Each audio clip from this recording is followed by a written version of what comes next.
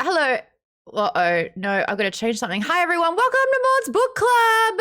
A couple of little things I want to chat about, but first I have to make sure that the audio device is my new headset. Thank you so much. Shout out to Alienware for decking me out with these new headsets, which I forgot to charge before the show. So hopefully they will last the whole time, but they look so pretty. So thank you. Alien who? Alienware? Alien Zell? Zell, why are you eating your leg off? Your body. It's a Court of Mist and Fury happening, but tomorrow we're going to be back on streaming. Also, the document for this book, 9 pages. 9 pages. One book. Not even split into part 1, part 2. We just got 9 full pages of this. There's three people in the chat right now. I didn't read the book, but still showed up. I'd like to pre-apologize to you. You won't understand what I'm saying. And I didn't get some of the fan art. Oh, thank you, Lisa. Lisa's going to be playing some video games with us. We have a game on tier. A couple of times a month we get together and play a video game. Now, good Lord, getting everyone available on the right day and actually deciding on what game you want to play.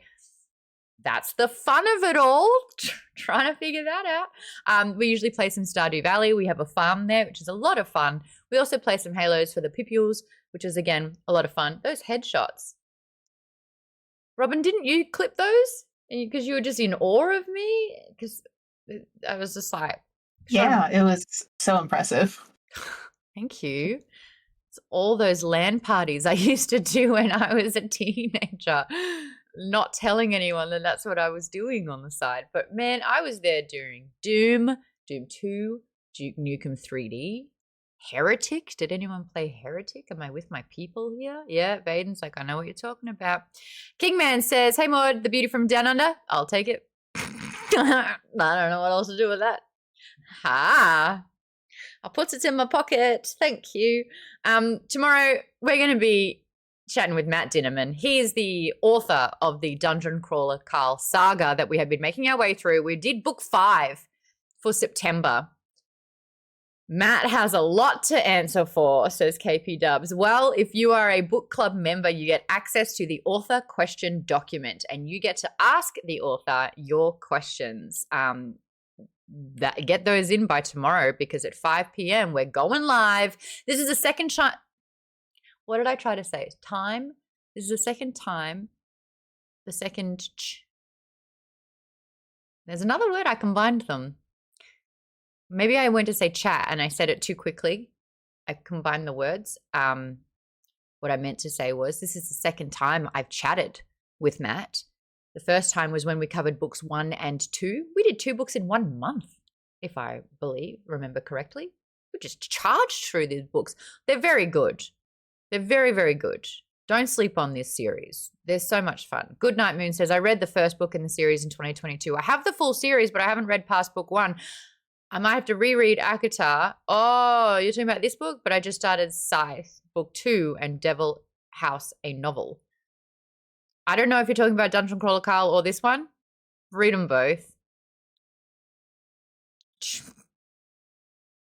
And then just says, well, double ad break. Oh, that sucks. Welcome.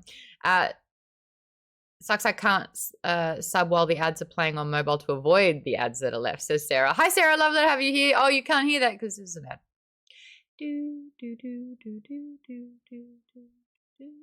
Or we could say some cool shit because there's an ad and this is just the subs that can hear it and we be like, either way, we look at this. You say demons, I say friends. I said that. I think I was trying to cope with playing a horror game. If anyone's wondering, why are you reading A Court of Mist and Fury in October? Isn't that spooky month? It sure is. This has probably been the scariest book that some of you have read, no? KB Dub says, yes, yeah, this is frightening for some people to read. Stargirl says, but this book's got the Bat Boys. I mean, that's scary how much I adore these fictional characters that aren't real at all. So I think that's a bit frightening for my therapist. Court of Mist and Fury, we did the first book, A Court of Thorn and Roses, back in January. Now, what was really interesting was when we spoke about that book, it was flawed.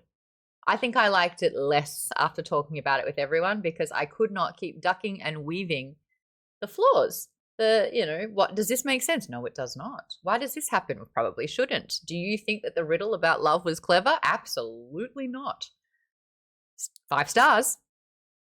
5 stars. 5 stars. As a PSA for this book, for the next 2 hours, we will be talking about A Court of Mist and Fury. We will be diving as a community into the ins and outs of this book. It is likely that we will find many a fault. It is likely that we could rip this book apart in some places. It's likely that the more we talk about it, the more frustrating and annoying some characters will be. And I just need everyone to know from the bottom of my heart, I love this book. I love this book so deeply. I love this book so much. I want to dive into the pages. I want to become a member of the Night Court. I want to never have to think about my life again. I want to imagine my life forever with Rhysand. I'll probably neck punch Feyra just to get her out of the way. Mating bond, whatever. This book is wonderful. So let's dive in, shall we? How does everyone else feel about the book is my first question. Tiri's like, not bad, not bad. Give me a score out of 5. And why is it a 6?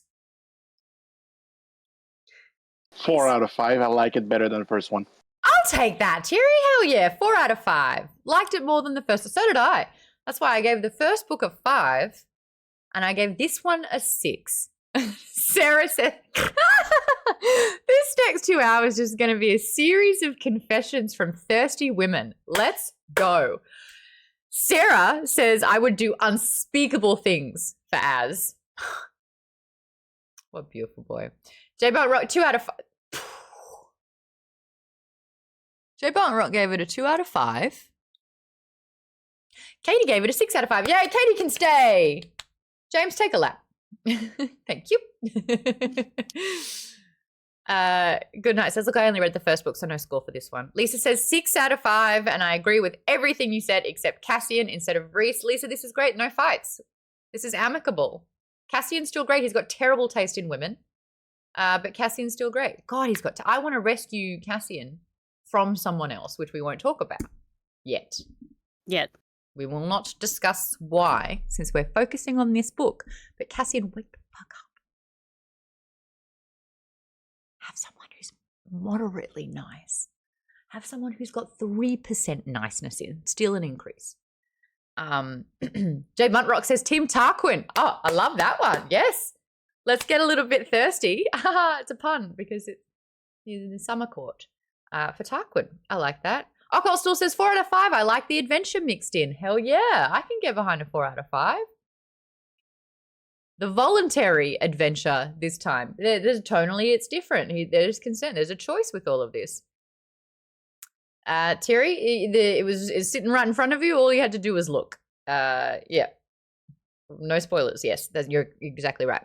Vanessa the Porg says 4.9 out of 5. I love the world building. What happened to the 0.1?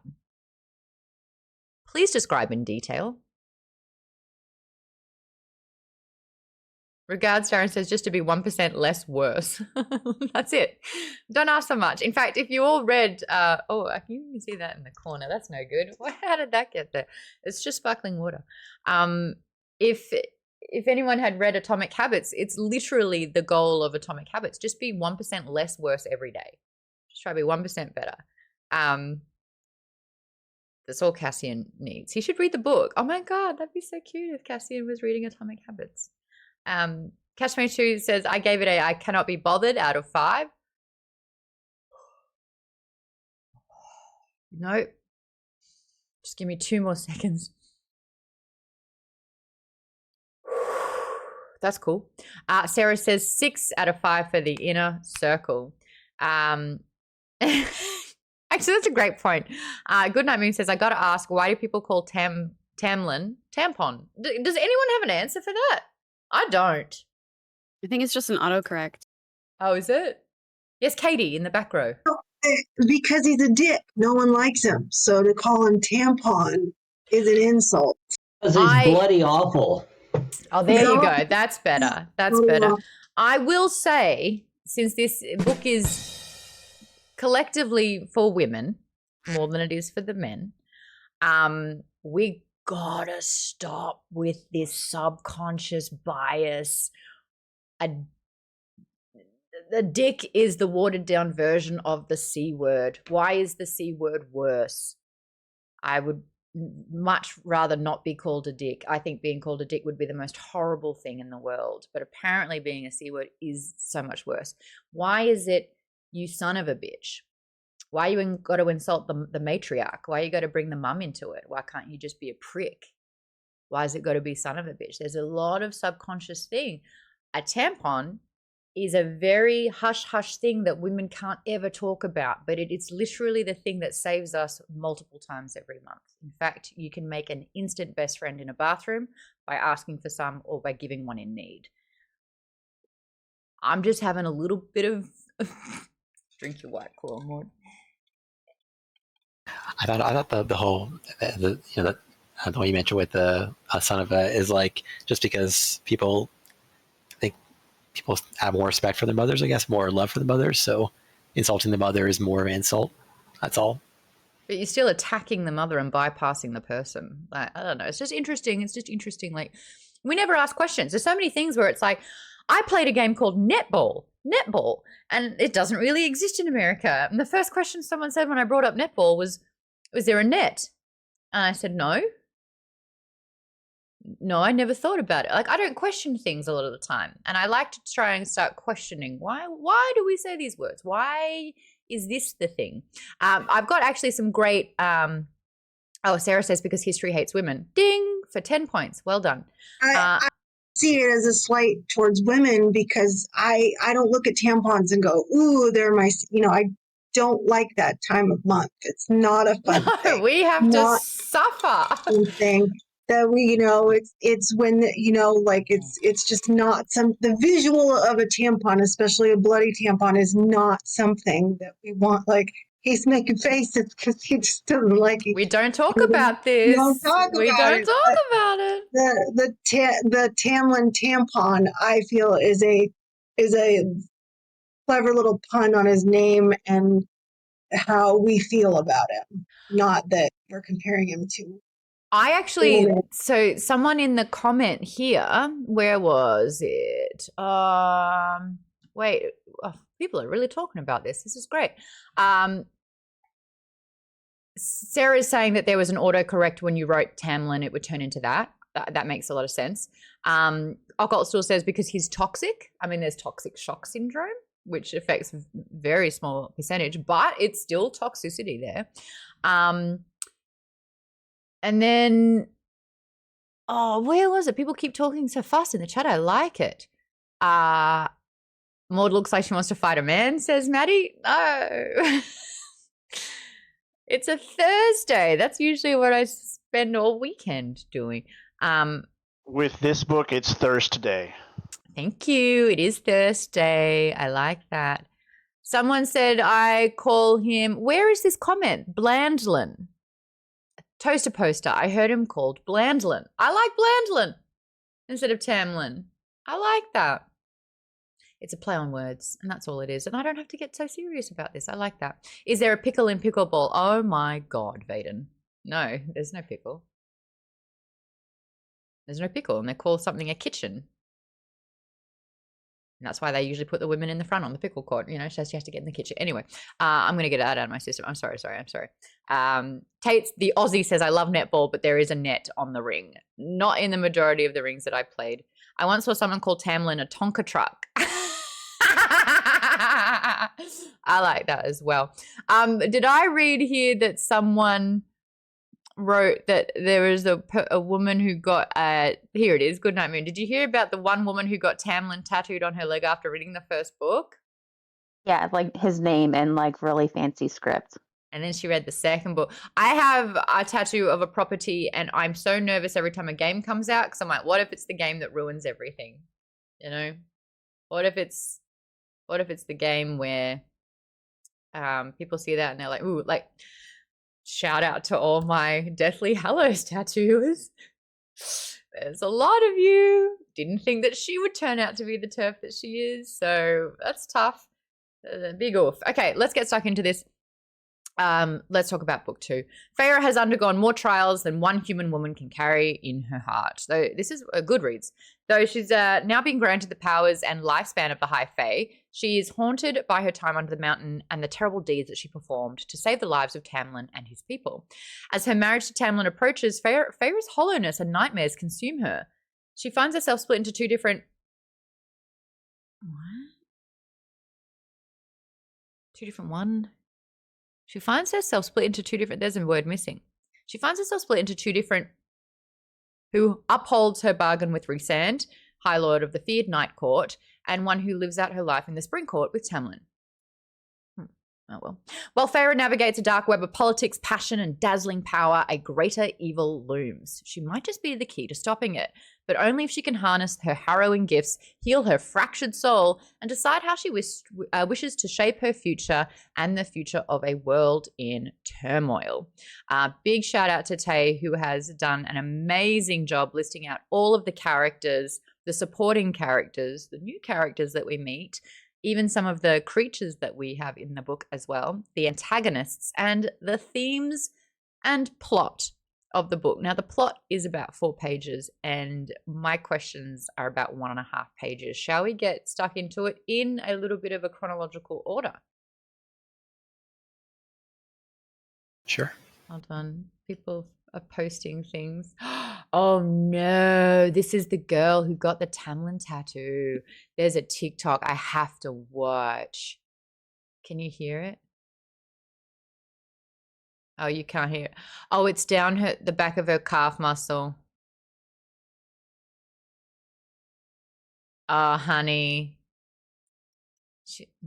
You just gotta wait till the end of a book, I suppose, because that's actually the first question that I have. It's a really interesting thing. The second thing, how is it to fall for Tamlin in book 1 and then see all these issues arise in book 2 and compare? You actually have something to compare it with. You get to compare Tamlin to another person. You see contrast between who Tamlin is, how he is kind of suffering through his trauma. You learn more about him and why he is the way that he is. And then you also see someone who's also gone through some shit but treats Feyra in a completely different way. How was it, though, going from Team Tamlin and doing a little bit of a 180 in there? Did you feel like there was disloyalty? Did you feel like, whoops, we jumped in too soon? This is why we take our time. How was that for everyone?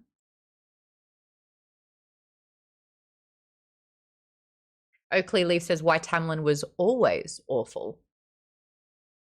Oh, I'm gonna poke the bear a little bit. Is the first half of this book, let's not focus on the second half, is Tamlin abusive or are they incompatible? Baden. I think Tamlin represents women who get into a relationship with men that give them what they need at that time, and not necessarily the best match for them. But he fed her. She was warm and what she needed at that time. But when she went through all that, you move on for different relationships. Need more. It just goes to show you a lot of women get into relationships and the men's all nice, and then they get into the relationships and then their attitude towards them or the way they treat them. You actually just unlocked something that I think is incredibly important, and that is the notion of masking. And I think that when you realize that in the first book, Tamlin is literally wearing a mask the whole book. What happens when you meet someone? A lot of the time, we will present the best parts of ourselves, and some people will mask. So this is not authentically being who you are. Guilty, I've been in a relationship where the same thing. After 3 months, they always call the honeymoon period a couple of months, because after 3 months, no one can continue the facade of masking. You start to really recognize who that person is behind the mask. And I think it's really interesting where when Tamlin's wearing that mask, he is more appealing. He is desirable. He's all these things that we're cheering on Feyra for understanding and like falling for. It's like, yes, you are in love with him. Wake up, girl. He's so great. Why aren't you? If you weren't, I will. This is amazing. And it's not until this mask is quite literally removed, the curse is broken, and we start to see him for who he really is. Something that really went through my thoughts with this one is I was listening to his language. I was listening to what he was saying and what he was doing. Something that I commend is that his actions were matching his words. He was actually being consistent. He wasn't saying one thing and doing another. When he was out of line, he would offer a genuine apology and reflect upon that behavior. But then I noticed that, and everyone needs to know this, an apology without change is manipulation. And we start seeing that he really truly wants to be better. But what's happening, and this is a big thing for a lot of men, and I'm probably women as well, but I'm only going through this perspective of being with a man, refusing to face your dark shit, refusing to acknowledge problems, issues that you have, because your behavior, responses, and reactions are a direct cause of what's happened to you. It's a coping mechanism. Tamlin went through so much trauma. He even says, everyone who's close to me, I lose. He has isolated himself a lot, and I'm going to get into that as an observation that I had as well. And his whole coping mechanism is to hold people so close that he's suffocating them because he doesn't want to lose them, so he holds them even tighter. What he's doing is not listening to her needs or wants. His only sole focus is what he requires, and that's to protect at all costs, and that cost was killing her. So could another woman have stepped in? If it wasn't Feyra, could someone else who's been looking for a very masculine man who is protective, who will make sure she never has to work again, who can be flitted around and dressed in niceries and, you know, brought forth to court as an object? Are there women who would want to be in that position? I'm not that person, but I wouldn't count out that they don't exist. So I wonder if there is another person, whether it's in this universe or walking on the planet, that would absolutely respect and worship and adore the fact that he's going above and beyond to protect. He would have violent outbursts when she would say, no, I don't like what you're doing. And he'd be like, well, I'm just trying. And that's when that would happen. So if you remove Feyra from the equation, does he remain abusive? Or is it an incompatibility? God, I'm looking at everyone. They're like, I think it's a little bit of both. Yeah? I think it's a little bit of both. And I think it wouldn't have got to where it got with her. I mean, if it was somebody else, because her trauma, she was feeling isolated and she wanted to get out and she wanted to do these things, but he was not letting her. But if it was somebody else who didn't go through that, then maybe they wouldn't have those feelings that she had and wouldn't mind that he's like, no, we need to be safe. You have to stay here. Like, don't lift a finger. You've done too much already. I think it might be a little bit of both. KP Dubs makes a really great observation. That woman who would like to be doted on in that particular way and let someone make all the decisions and lead is Elaine. So Elaine and Tamlin could have actually been a reasonable fit. She's not challenging anyone. She's just happy to be there. She's got a smile on her face. You don't know this, but she might garden from time to time. She's in the spring court. Spring court gardening? Are you kidding me? Elaine's having a field day. Pun intended. Thank you. Vaden, you've had your hand up for a while. I'll take that. Thank you very much. Academic says Team Darrow. Cassius.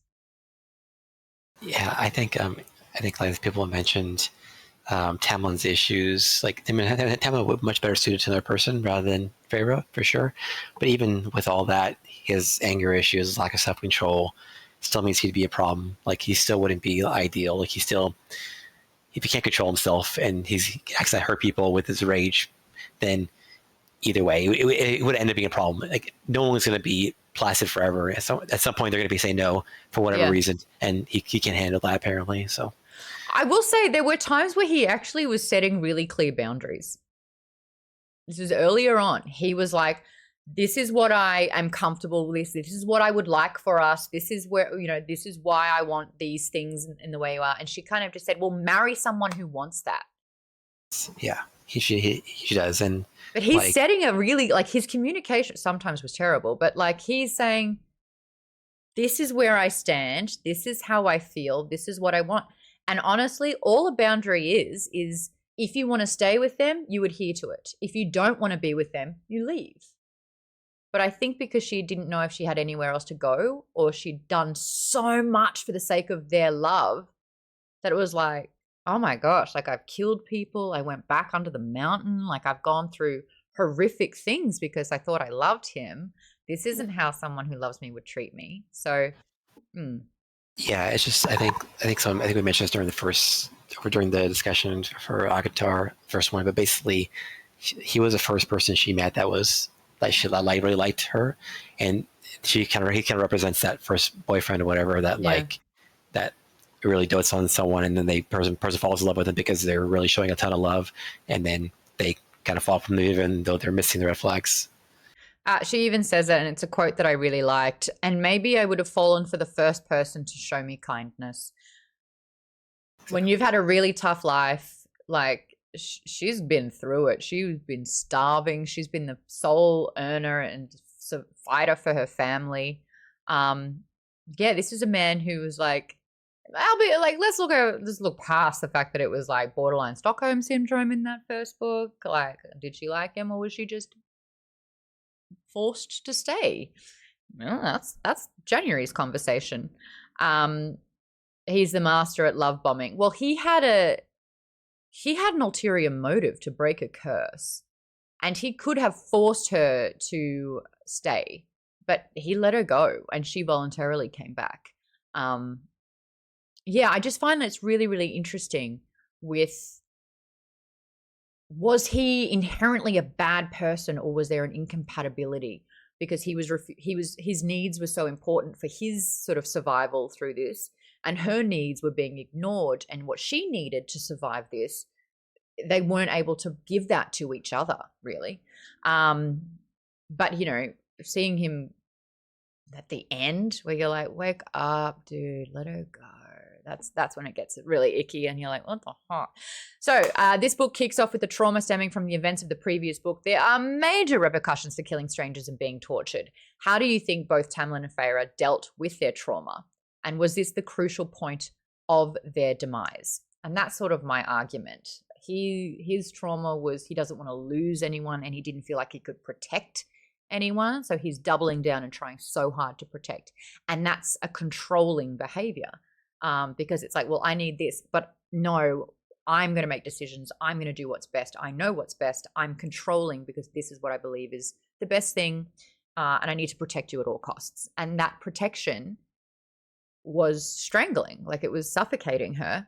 But her trauma, like, was it Lise, were you saying that earlier? Like her trauma was she felt isolated. She felt like she couldn't depend on anyone. She felt helpless, hopeless.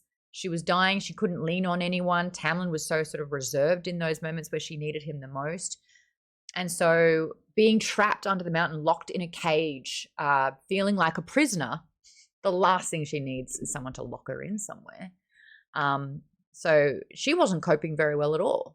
I think she was denying a lot of things. I think she was denying her feelings. But we start learning that she is having absolute PTSD and depression.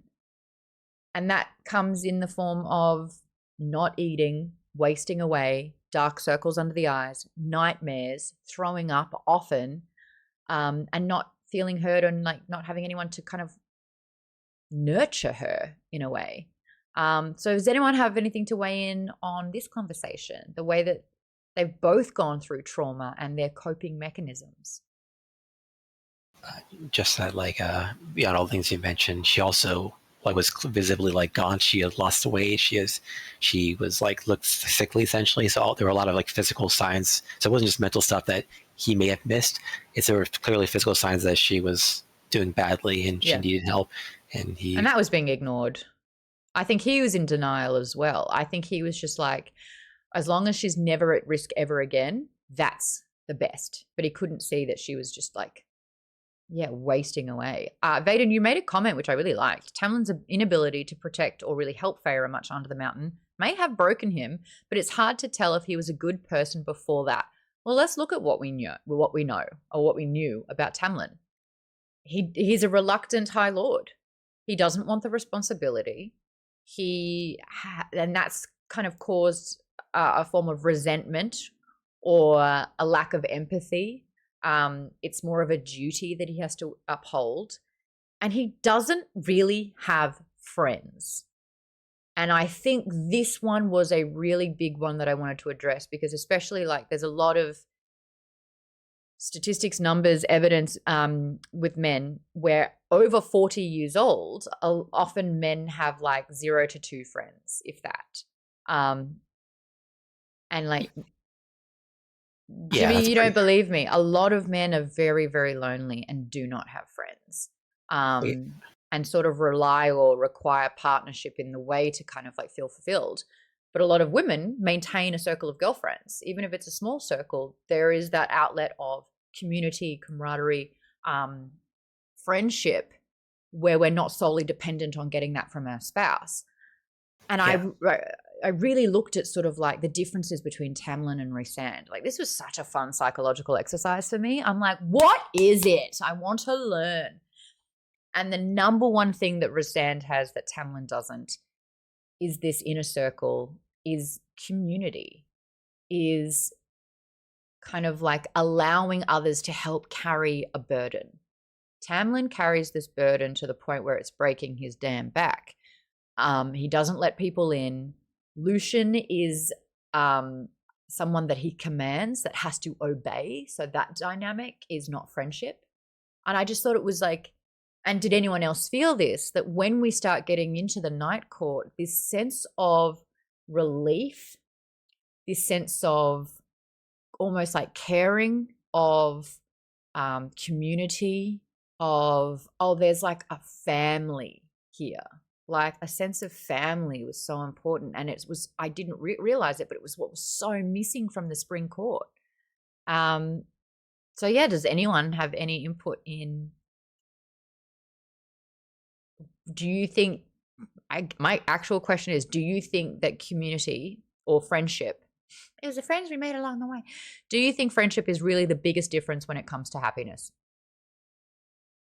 I mean, I would say so, but I'm a bit biased, but yeah, I would say that it's critical to forming healthy relationships with people in general. Like if you can't make like I said, because Rhysand has his friends that will listen to him, but also banter with him, will disagree with him all the time, will challenge him. Yes, you need someone to challenge you. If you don't have someone who can challenge you realistically, you're in a place where you can do whatever you want. There's no consequences, and you're basically you have no one else to really prevent you from being your worst self.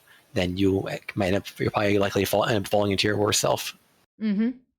And isolation is crippling. And like Feyra acknowledged that her isolation was killing her. But Tamlin almost chooses isolation as a way to cope as well. Now, whether that's the I don't deserve someone to care about me or for me, that can be a big part of isolation. I know if I ever have like a bit of a depressive moment, it's like I don't want to burden anyone with this, which I think is like the staple of depression. The last thing you do is call everyone and be like, got the sads today, let's talk about it. No. You're just like, whoom, door shut, blinds shut, let's crawl into bed. And I feel like Tamlin has gotten quite comfortable with his isolation and isn't sharing a burden.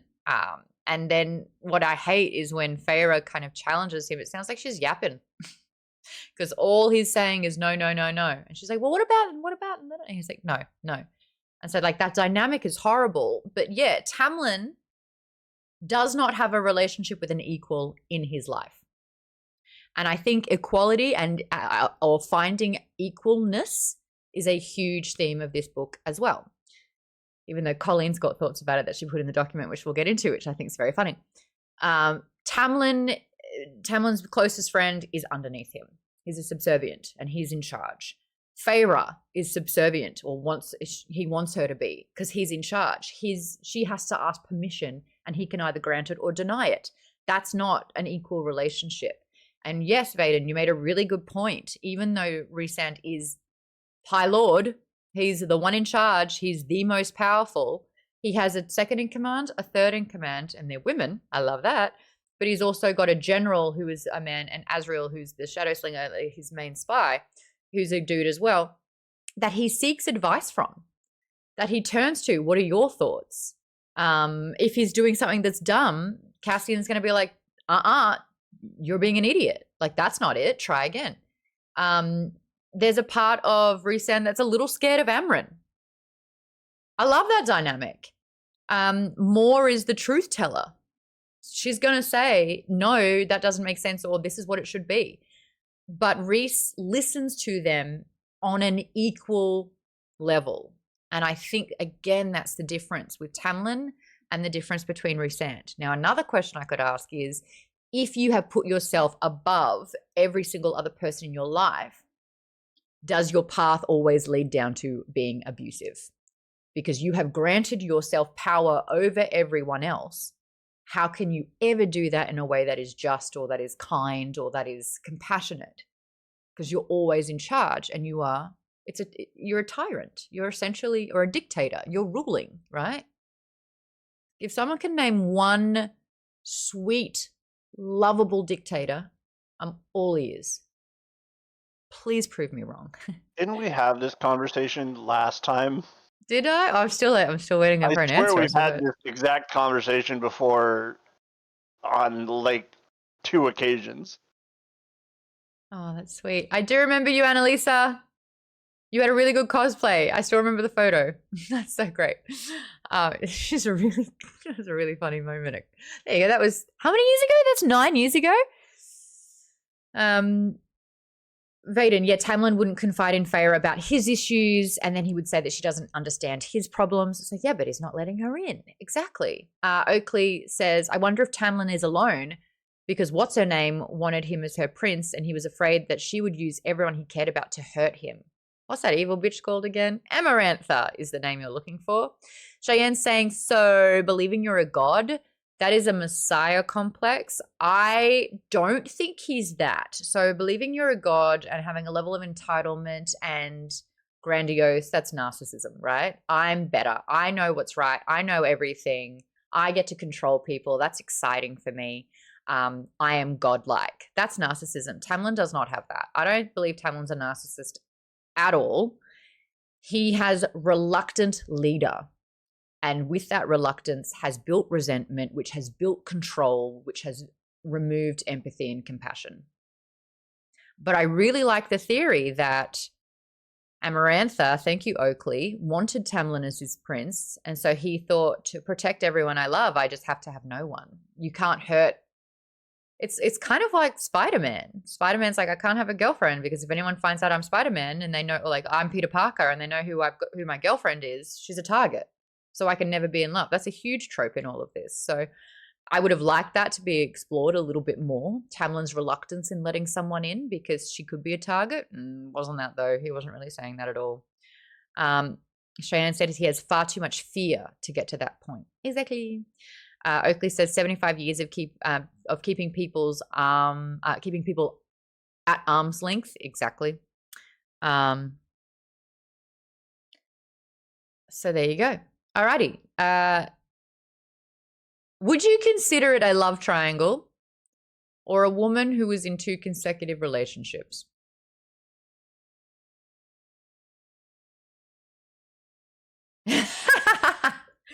James and Katie next to each other, not looking at each other, both just simultaneously go. It's like you two are married. 2 consecutive relationships. And it's not necessarily her stringing 2 men along. It's her feeling committed to one whilst finding reprieve in another. She, for months, denies feelings for him. She feels even guilty and traitorous for even exploring that as a notion.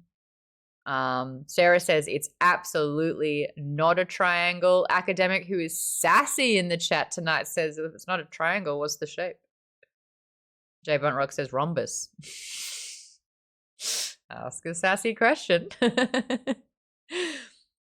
I was going to say putting the rom in that rhombus, but I'm not entirely sure what that means, but I still feel like I'm getting the point with it. In order to be a part of a triangle, all have to agree. Yeah, I think Rhysand is just her awakening.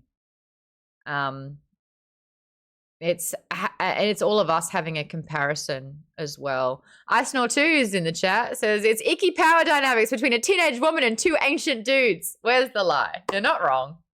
Welcome to YA fantasy. It's not an excuse, but it's the only one I've got. I'll bring in Colleen's point then.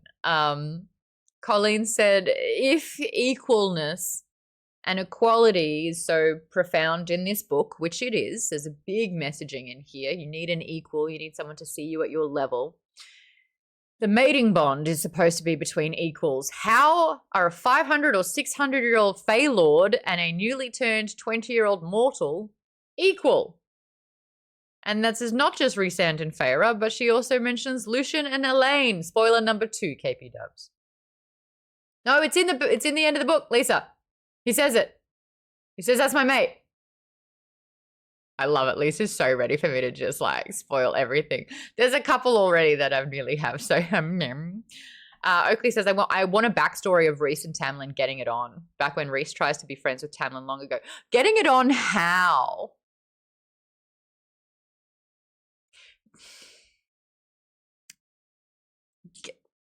Trying to be friends?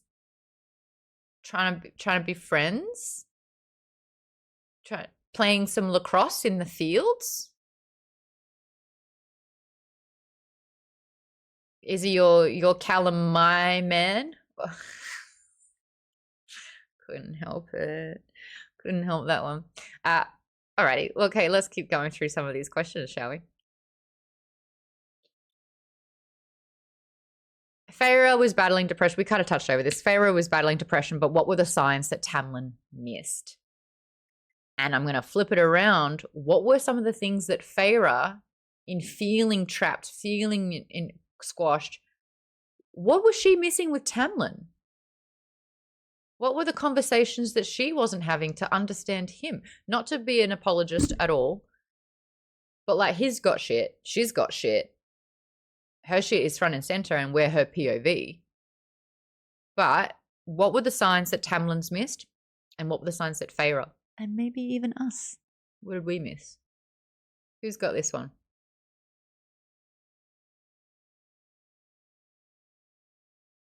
For the fields.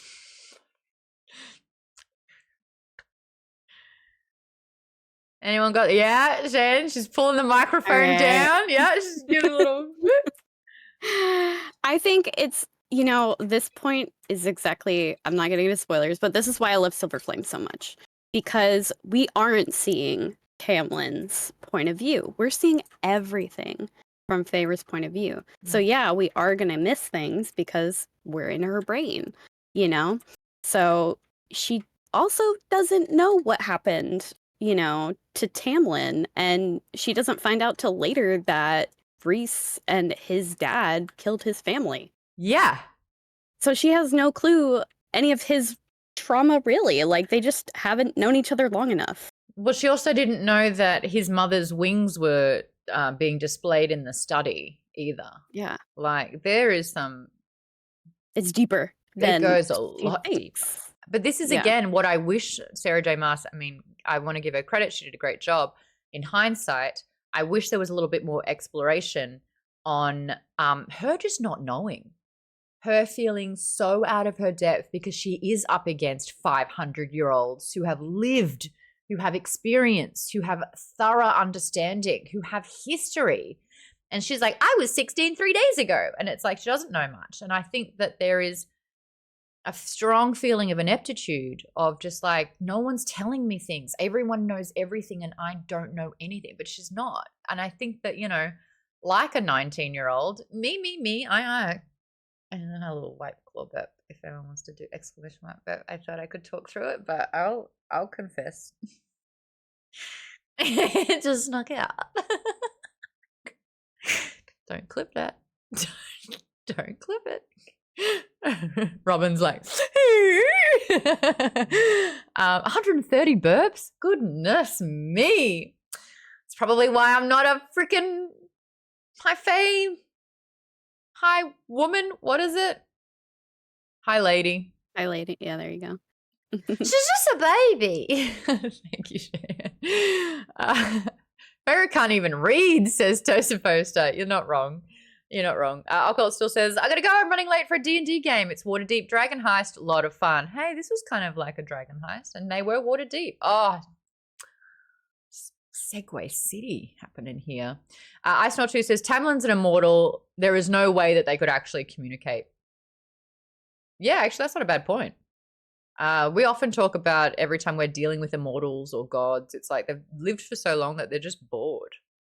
And humans are so, ugh. Like, why would you even help them? Alcohol on last chance said hydrate, so hail hydrate. Lisa says there was a mention in passing about how Tamlin was also waking up sometimes during the night in cold sweats or something along those lines. And neither him nor Feyra discussed either of their nightmares. It was just ignore the problem. If we don't talk about it, it didn't happen. Talking about it makes it real. Zelda's snoring so loudly. I've got a Zelda camera. Next, I'm going to need a Zelda microphone. Can you hear it? No, can't hear it all. Wow, she is. Oh, I'm sorry. Did you hear me? I embarrassed her. I'm sorry.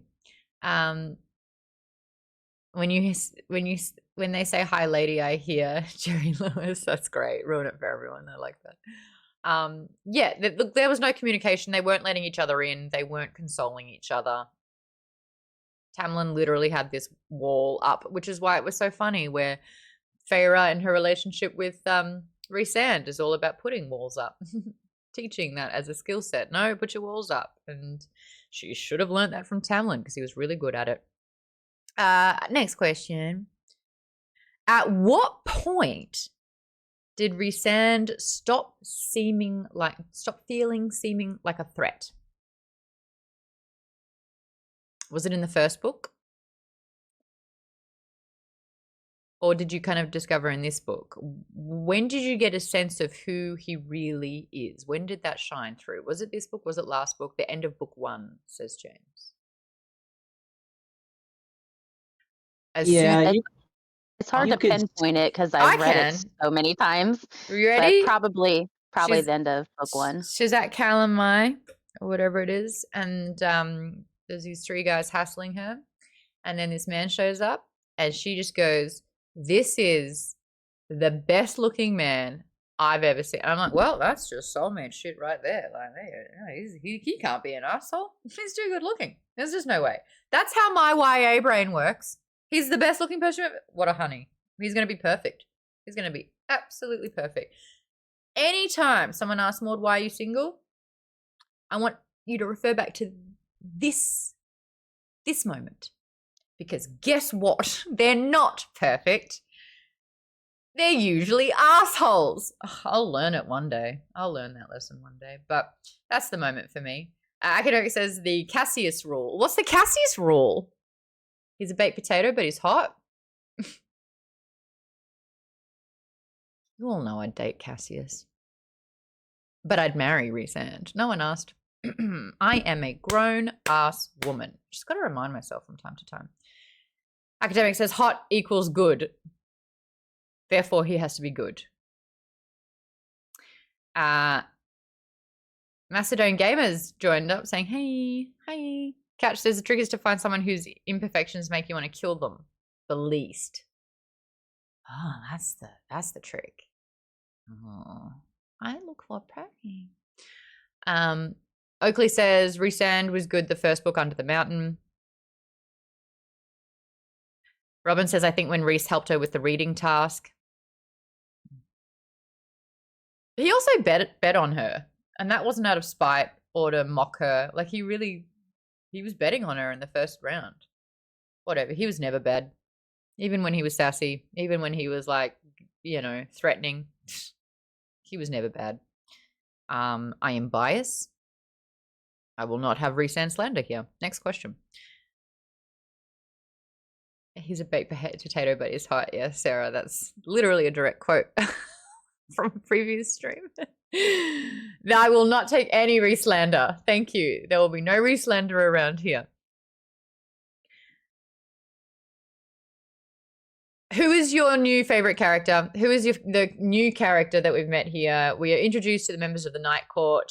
We've discovered Found Family. We have Cassian, we have Azriel, Moore, Amryn. Who's your favorite new character and why? No typing. I want to hear.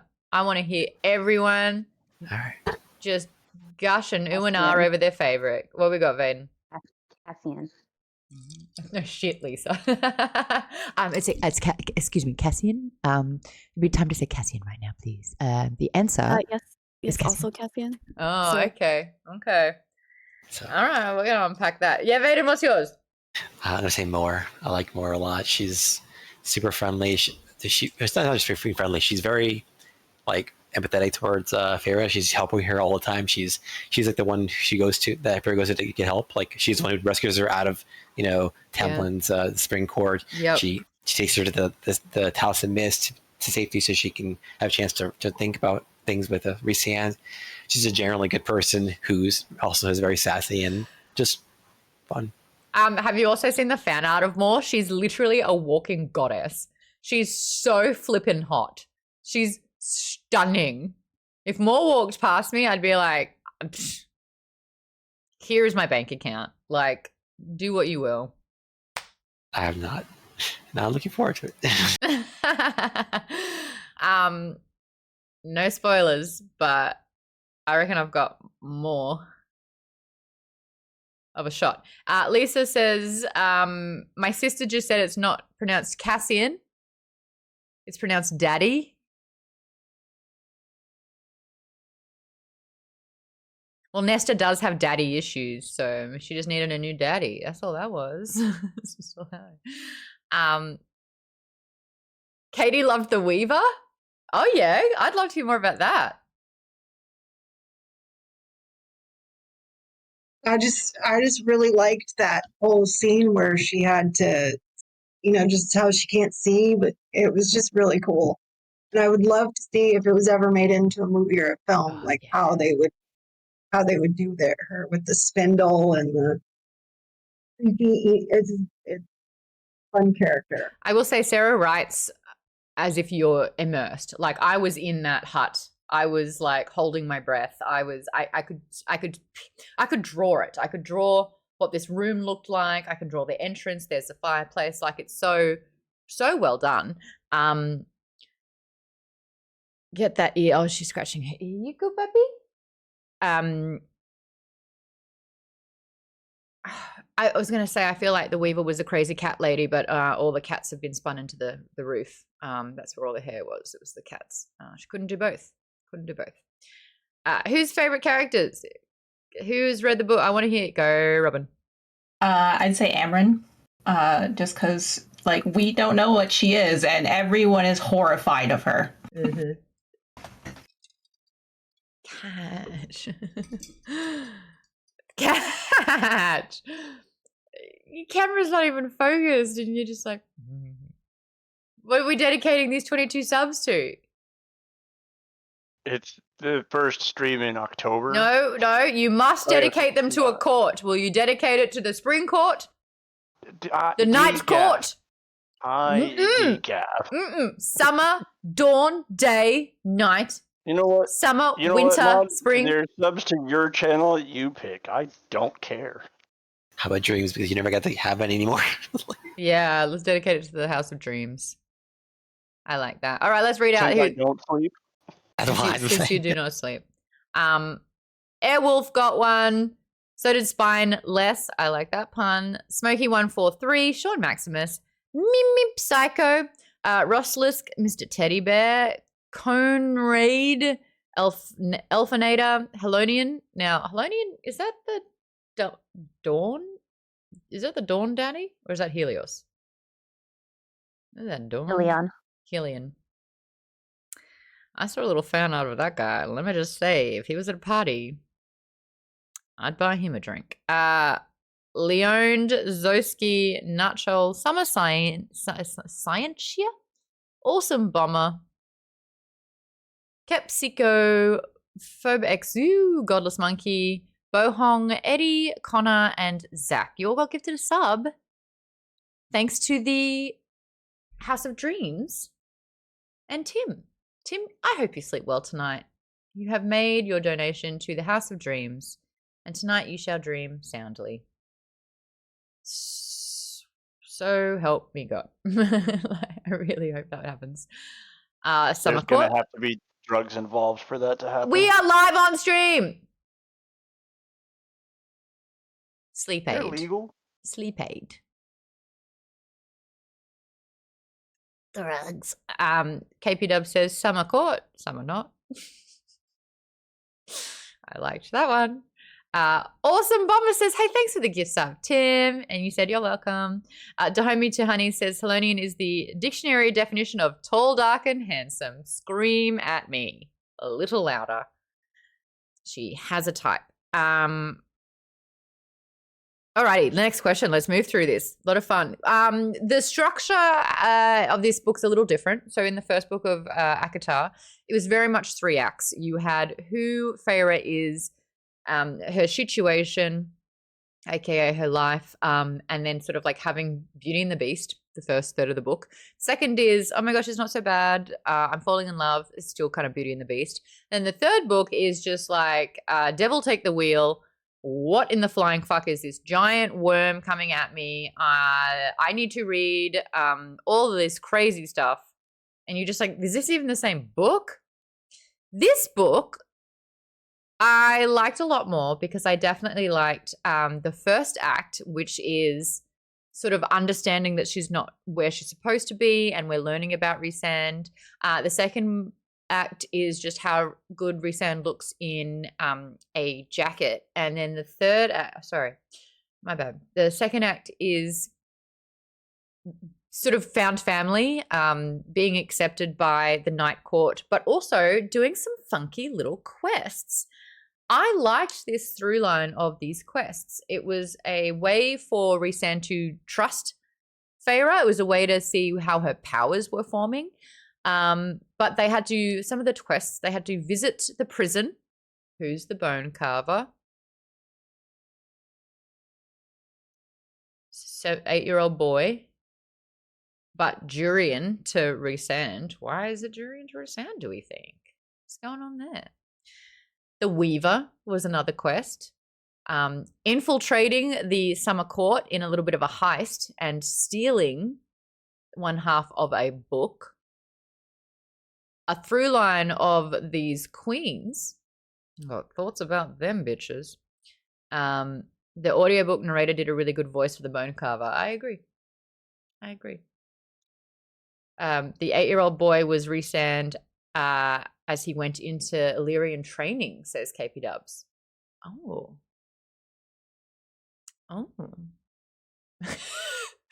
All us gals are like,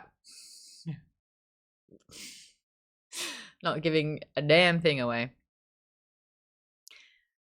Did you like this introduction of quests? And I think someone in the comments said it so wonderfully, that were voluntary. She got to accept to go on these quests. It was something that they did together and she could opt out anytime she wanted to. Did you like the quest portion of the book? Now, Katie, you already said that the Weaver was your favorite part. What is it about sort of these quests? Did you like the unfolding of Feyra's powers? Did you like the fact that it was building camaraderie? Did you just like that it's a change of pace and a plot? I think James will agree with me. A lot of his stuff is in Feyra's head and what she's thinking, and then he was having trouble with nothing going on. And then you get to the Weaver part, and then things start to, okay, now some action, now something's happening. Yeah, we got substance, yeah. Mm-hmm. Sarah says, I love that it allowed for a lot of world building. Oakley said, Bone Carver and Weaver are fascinating. Cheyenne, what an amazing point. I want the ACOTAR video game in the fashion of The Witcher. How cool would that be? No, not going to have that sentence. You'd be like X to bonk. That's in the last part of the book. Sorry, Shan said it's more than just romance. Yes. That's a great question. Did you prefer the action moments or did you prefer the intimate moments? I know mine. I'm like, oh, you're going to go retrieve a book? Ugh, just sit on the bed and chat together. I just want to like just be in those moments. Ice Snore says, could she opt out? Really? I don't think she could. Again, the power imbalance made it impossible for her to actually say no. Disagree, Snores, and I'll tell you why. The whole time she was in Tamlin, she wanted to train. She wanted to do something. She wanted to help. She wanted to go on these adventures, and she was told no the entire time. Rhysand has always said, you have a choice. If you want to, fantastic. If you don't, you can stay. If she kept saying no, we don't have a plot of a book. So the only thing where she couldn't opt out is because the author wanted to write an entertaining book. So she says yes. But if she said no, I honestly don't think Rhysand would be like, you have to. And that was the lesson. She was given choice. Romance girly, what can I say? Yeah, Shan, we just want those romance moments. They could have a 4-hour conversation and I'd be like, thank you. Oh my God, when Rhysand is like literally doing his point of view of the whole first book, I was like, Sarah, the fuck are you doing? I would have read that entire book from his point of view. Learn from Jennifer Armentrout. I would have read the whole damn book and realized it wouldn't have progressed the plot at all. And I'd be so fine with it. This is why I read so much fan fiction growing up. Is that what would happen, Cheyenne? They would switch point of views and they would tell the same story from a different perspective? Or no, you have 4-hour conversations about feelings. Great. Ice Not 2 says manipulation is real. No.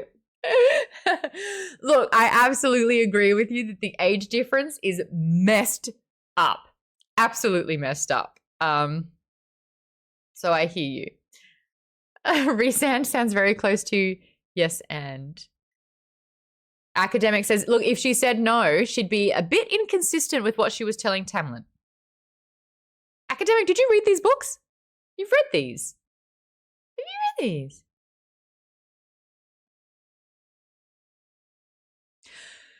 Do all these tasks and the adventure side of things have a completely different feel once we know that Rhysand knew about the mating bond? Retrieve this ring for me.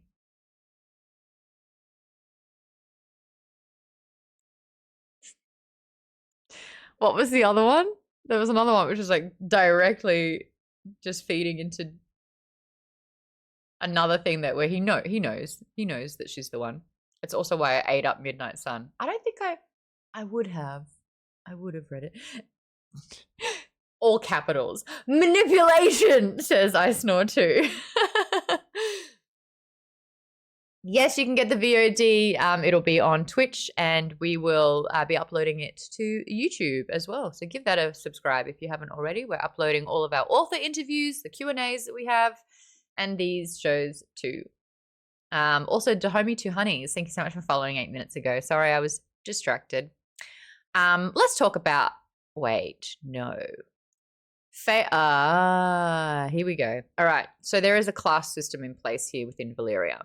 I would like to talk about the world building that we're discovering outside the Spring Court. What do we know about the Spring Court? Tamlin's in charge. He's a dictator. There's not much else happening. What do we know about Valyria? Valyria has secret places. What's the secret place again? Or is that Valyria? I get confused with these. Valaris. Valaris, yeah. Valaris. Thank you, Lisa. So hold on. There is the Night Court, which is a full region. There is the Court of Nightmares, which is under the mountain, which is what Amarantha based her operations on. That's how they present out to everyone, that the Night Court are assholes, they're vindictive, they're the Court of Nightmares. There is a whole hidden city called Valaris, and Valaris is their actual community. Couple of notes I'd like to make. This city has been hidden for 5,000 years, and yet it is the most multicultural city that she's ever seen. There are creatures Some have blue skin, some have green skin, some have tusks and horns. It sounds like it's a not a tabaxi. What's the come on, Vaden, where are you? What am I? Tiefling. Tiefling. But there should be no trade because where would they deliver it to? It doesn't exist. It should be like an Amish town. like they should be operating on candlelights and farming. And yet it is boisterous. They obviously have trade. It's so multicultural. Excuse me, it doesn't make sense. Another thing that doesn't understand. Oh yes, Katie. Thank you for the hand raise. They can all winnow. It's not like a normal like city where you're isolated. So they're like they winnow for trade. Where are you taking this? Oh, just some place. Don't even worry about it. Well, yeah, like we know that we're in the night court. They're going back to the night court. Not the whole night area is not a secret. It's Valaris itself. And there is one line in there where they say they're very protective about where they do trade to keep it hidden. So, yeah, it's not like in our universe where we'd have to travel out further and further to get those things. And yeah, you're going to see Valaris. When you just kind of blink and go somewhere, I mean, you're going to... But not everyone can winnow. It is only... It's actually only for High Lords, and not all High Lords can even do it. You have to have immense power, and it needs to be sort of taught. And it was a gift that was given to the queens, and Moore is the best winnower, but it is not something, I mean, Azriel and Cassian, super powerful, can't winnow. Yeah. So the average person there cannot winnow. Vaden says, sounds like being isolated for that long, a little incesty could happen there. But why they're looking so different?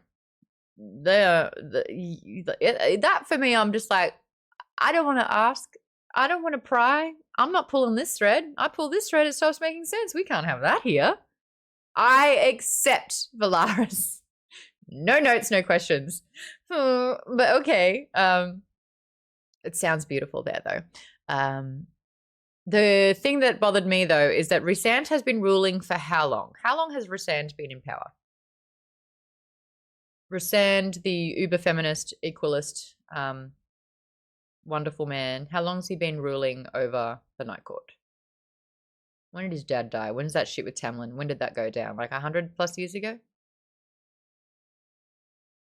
They had a port, says Oakley. Yes, they closed it. Yeah.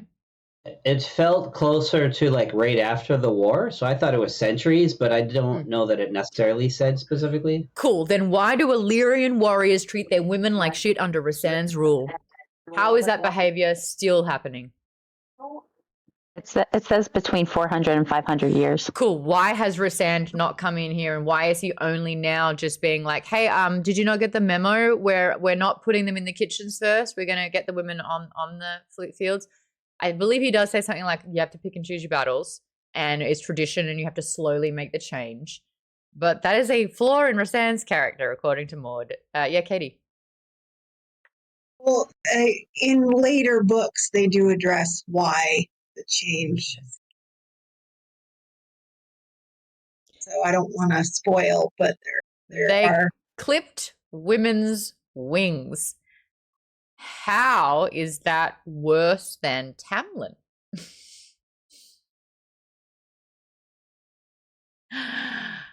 Hold on. North Hawker says, thank you so much for the recommendation of... I had to put in the so much. Thank you for the recommendation of Dungeon Crawler Carl. I think it was a TikTok. I followed your Twitch, so when on stream I could thank you. It is a great switch off your brain fun. I'm so glad you love Dungeon Crawler Carl and you're tuning in right now. Tomorrow, 5 p.m. PT, I'm interviewing Matt Dinnerman, the author of Dungeon Crawler Carl, and he has a massive announcement that he's going to make during the stream. So I'm glad. Not the scream, the stream. Oh, no way. Yes, way. Yes, way. Yes, we are big Dungeon Crawler Carl fans here. We've done 5 books. The last month we did book 5, Butcher's Masquerade. And because of that, I'm interviewing Matt for the second time. The first time was about a year ago. And we'd just done books 1 and 2. So we are making progress. I'm actually based in Melbourne. That's so cool. Happy Friday. It's Thursday night here in LA. I had my finger on the button for like 40 seconds. Just gave it up. The timing was really great. New achievement. There you go. I love this. Are you, Hawker, are you listening or reading the series? Because if you're listening, you will understand all those sound bites, and we love them so much here. Can we do the boom one?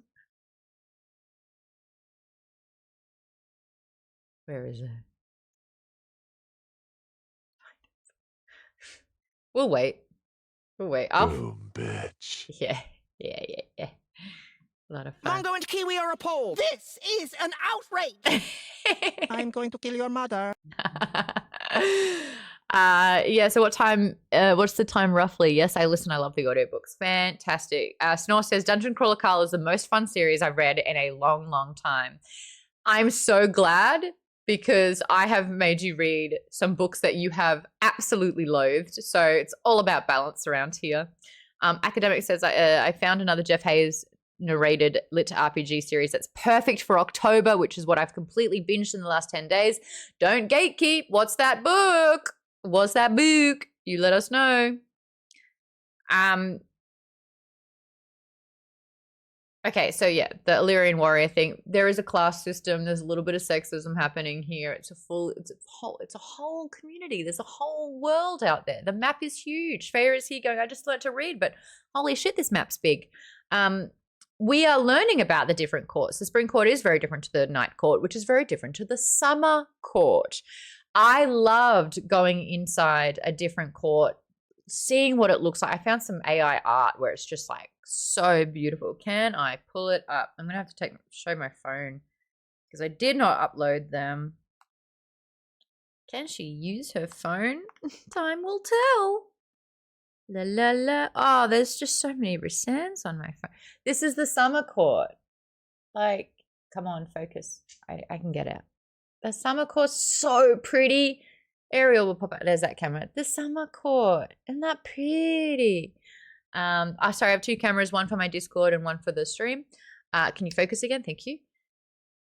What did you think now that we're in book 2? There are 7 courts, but what was it? Dahomi's gifted a sub to Cheyenne. I got to see Cheyenne's live reaction to that. We're all in a video call. If you want to be a member plus and get in this group, make your way in, go say hi. Actually, we had a new member plus join. She's not in here. I thought it was just for this book. Oh, I see an arm. I see an arm. My husband gifted me the sub. Dahomi 200 is your man? Yeah. That's so cute. Hold on. Is that a sleeve tattoo? I understand the Cassian thing now. Oh, this one? No.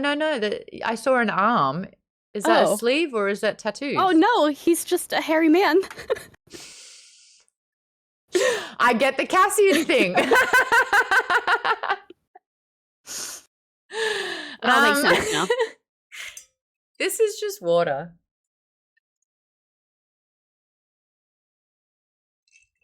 Did it get warm? Anywhere else? Hi, Dahomi.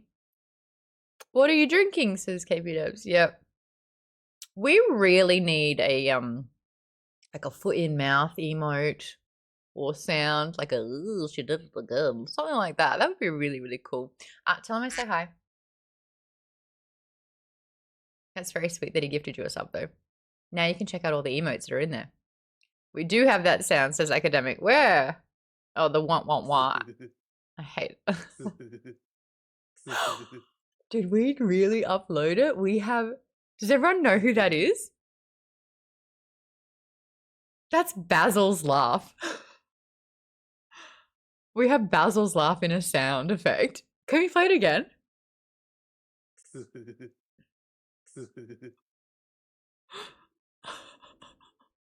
Hey, welcome to Moore's Book Club. If you laugh like that, we're going to turn it into an MP3 so that Discord can play it. Did we add any other ones?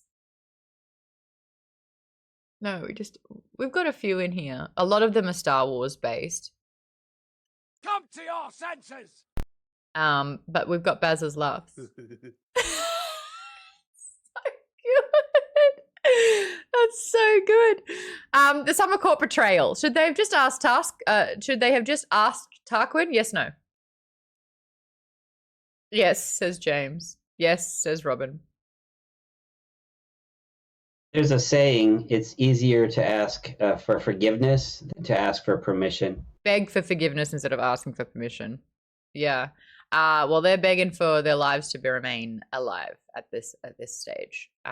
It sounds like Beavis says Oakley. That's funny. Yeah, I like it. Nah, Tarquin's no threat. This is the thing. Tarquin sounds great. He's a bit green. He's sort of new. He was like 30 when the shit started under the mountain. He's a little naive, but I think that like he would have been a great ally. I think that's what was so horrible for Rhysand, who's just, you know, treating whiskey with the solution. He was like, he would have been a really good friend. He and I could have been really good friends. And I think like sometimes you risk something and it backfired, and he was a bit sloppy. He hasn't done a little mind meld for a while, and he didn't wipe the minds of the soldiers that caught them. And he just slipped up, and it's at the cost of an entire court sort of out for their head. Blood rubies say different. Faded. Yeah, like I agree with everyone that they should have asked them, but I can understand their hesitation because, like, What if they say no? Yeah, I was sitting and also like she was talking to them, about asking questions about the temple and stuff, and he was being very cagey about it. So he started getting very like, started skirting around this truth a bit and trying to avoid conversations and being less forthcoming. I think they started going, okay, well, we can't risk this anymore. Like, I think if he continued being as honest as he was before, and he seemed like as trustworthy, then they would have confided in him. But yeah, they had a job, and it sucks. And it's just like interesting because Rhysand, talking about masks, he has built a reputation that is not truly him. He has weaponized fear and mainly fear, not even hatred. It's fear. Fear is his armor. He makes people afraid of him, and he has acknowledged that a perception of him doesn't matter if the real people that he cares about know the truth. And so he's okay presenting this deranged, horrific, evil person so that people are afraid of him and kind of leave him alone as well. I don't think I could cope as well as projecting such a lie, something that is so grossly untrue about me. I would be very, very hard. One of my core values is authenticity. So to kind of like allude to the fact that I was someone incredibly different to who I am and in a negative way is difficult. At the end of the day, like, this is how people see Rhysand. And the fact that Feyra is choosing him, it's like, no, he's bad. He's evil. This is not a good person. And he has done some messed up things. So the fact that he was almost winning an ally when everyone else is so scared of him because his actions, that moment where Tarquin's like, no, I know that the Summer Court was at risk. We were trying to escape. We're trying to forge a rebellion, and the guy who knew everything was caught. And we know that Rhysand looked into his mind, knew that as a truth, and kept it from Amarantha. He protected us. He can't be that evil and horrible if he didn't out us knowing the truth. So his goodness is kind of like shining through. His actions, like if people grasp it, they get it. But everyone else is so afraid of him. And it's just so hard, I think, for me to see him mess up in a way where he could have actually had a friend and an ally, and he could have stopped being this evil monster and could have actually started like living his life. And Feyra took a fucking while to get there, and she weaponized it against him, which I'm so annoyed about. Hey, repeat after me. Do not weaponize other people's trauma. If someone shares something vulnerable to you, you do not load it into a gun and shoot it back at them. I'm explicitly talking to my boyfriend of 6 years ago. But if someone shares something like that, that is an absolute act of trust. And what Feyra did in that moment, where she said, what, you're going to finally like take your mask off and show people who you really are, and people probably aren't going to stick around. People are going to see who you really are, and they're going to run. What a bitch. What a shitty thing to do. And it actually made no sense. I don't know why she said that. What was she was projecting? She's projecting? She's projecting. I didn't really get it. Anyway. Feyra's got all the gifts of the 7 High Lords. Do you like this reveal? Do you like discovering her powers? Pulling the thread. How do all the other High Lords not know what the powers are? Are they concealing powers? How does everyone not know that Dawn is healing? How does everyone not know that Spring is shape-shifting? How does everyone not know? Actually, Rhysand can do too many things. Rhysand is so OP. Didn't mean to bite my bottom lip, but here's a lot. What is his actual power? What can he do? Because he can go into people's minds. He's a Damati, so he's like, I'm just going to peek inside your head. I can silence you. I can break your mind. I can turn into shadows. I can winnow. I can make my wings appear and disappear. It's mainly the mind thing. Oh my God. It's like a talent show. And he's like, oh, not only have I read your mind, but I broke your mind. Haha, cool. What about you, Tamlin? Rawr. Like, no contest. Many can winnow and glamour and other things, but yeah, there is one specialty of each court. How do all the other High Lords not know what the High Lord powers are? That doesn't make sense, but I like the fact that all this information isn't handed to her and she has to discover them. That's pretty cool. Water bubbles. What's the coolest power thus far?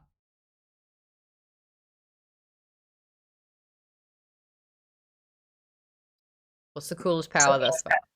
I thought the water wolves were pretty cool. When she had them grow wings and chase the dudes into the sky. That was pretty fun.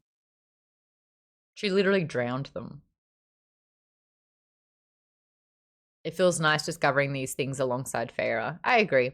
Baden says the magic system in general is pretty vague. People can do all sorts of things that aren't really related to one another. Yeah, like it's not like an elemental thing. Or like, oh, I'm fire, I'm earth. It's like it's just kind of like, oh, I'm transformations, but also I can create a wall. Like Tamlin creates a wall to make because when I can get out, it's like why? What does that have to do with anything with it? Just I don't know. Yeah. A lot of it's really just like here's a power. It's cool. I have powers. Yeah. I can't heal, but shield. Yeah, I agree. I get that. Is Feyra the Avatar? Yes. She's the Avatar. She's literally been bending air. I hate to say it. Do you think she's leveling up too quickly? Tamlin even said, I don't want to train you. It is going to take you years, if not decades, to master this. Kidding. 8 days. She can fly. Oh, I've just shapeshifted completely into another person. No one showed me how. Never had a teacher. Just thought about it. And now I'm Tuckwin. We're not using the term. But do you think she leveled up too quickly, or was Tamlin wrong about it taking years to master? I think it's too quickly, but like that seems to be she's the protagonist of a hero of a fantasy book. She's going to learn things for way too quickly. She's going to be. I think that takes everyone centuries to be like, oh, I learned it in like a few days. Like I said, it gets ridiculous, but it's a common. So I started paying attention to what was effortless and easy. Her powers, very effortless and easy, learning about how to do all. We haven't learned all 7 yet, but in battle, she's never been in an army before, but all of a sudden she doesn't have a scratch. No one's touched her at all, but she's cleaving heads off. She's drowning people. She's winnowing. She's doing all this. What else did I notice? She's given a generous allowance. She never has to worry about money again.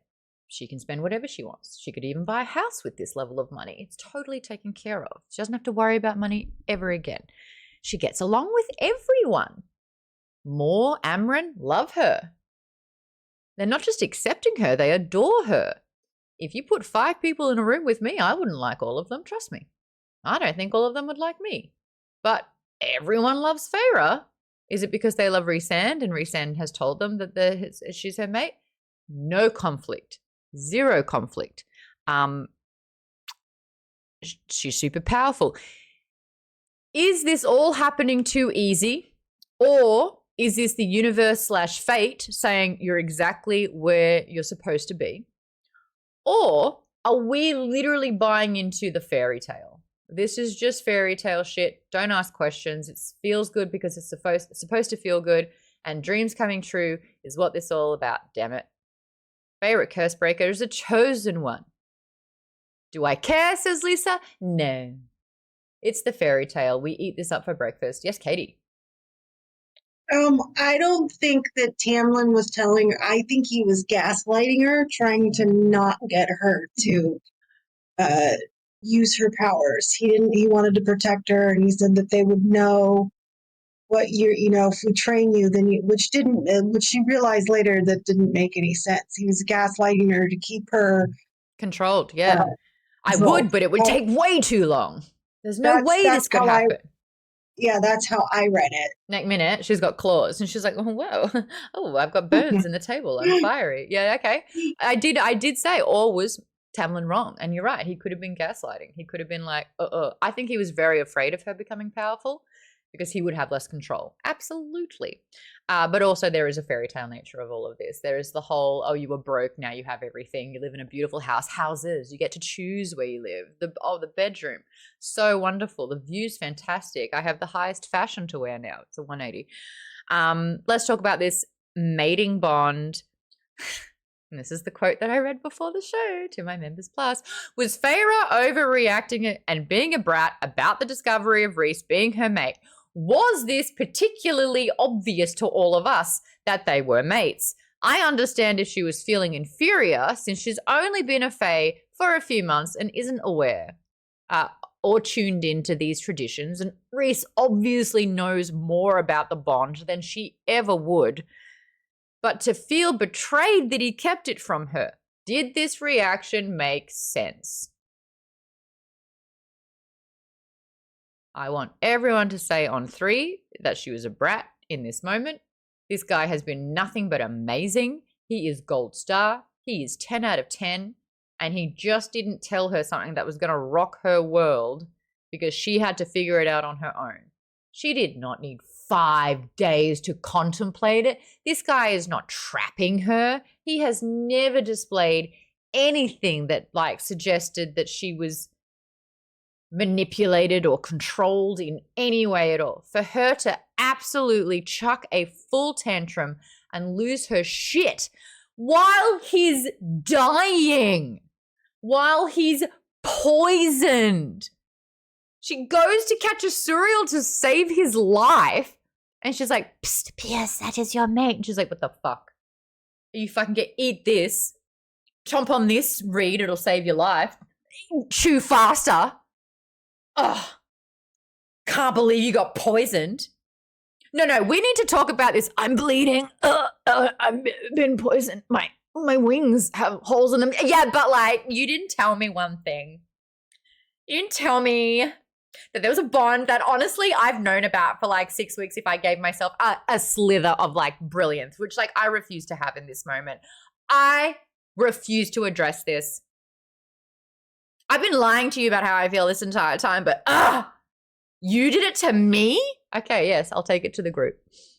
So I think like I mentioned before, I think it was an overdone thing. I felt like it was a forced confrontation between Rhysand and Feyra to, have that kind of fight between them. But one thing I would say is I felt like her overreaction was not necessarily justified, but I feel like it kind of understandable because I feel like she was so used to Tamlin not telling her things that she might have had some baggage from that previous relationship and brought that into this one. Okay, and just making a very good point. You're expecting her to not be 19, Maude. You very well said. That's true. She's 19. She's 20 at this stage. She's 20. Was I wonderful at 20? No, I was a brat. A goddamn brat. Did I have 7 powers that I'd mastered? Absolutely not.